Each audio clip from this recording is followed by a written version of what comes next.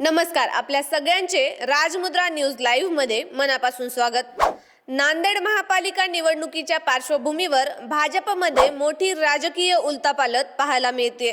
भाजपची उमेदवार यादी जवळपास फायनल झाली असून अनेक जुन्या इच्छुकांचा यावेळी पट्टा कट झाल्याची जोरदार चर्चा आहे।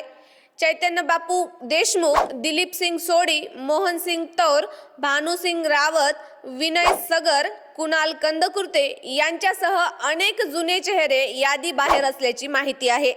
जुन्या कार्यकर्त्यांपैकी केवळ 7 ते 8 जणांनाच उमेदवारी निश्चित झाल्याचे बोलले जात आहे।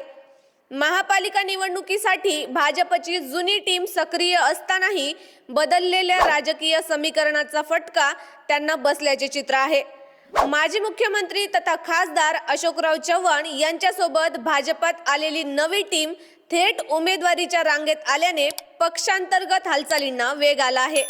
सोमवारी सकाळपासून नांदेडच्या राजकीय वर्तुळात या चर्चेला उधाण आले आहे।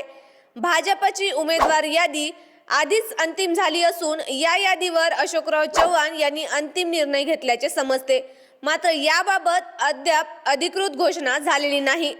दरम्यान अरविंद भारतीय, बाळू खोमने, अभिषेक सौदे, बजरंग सिंग ठाकूर, मारुती वाघ, शांभवी साले आणि आशिष नेरळकर यांची नावे संभाव्य उमेदवारांमध्ये असल्याची चर्चा आहे।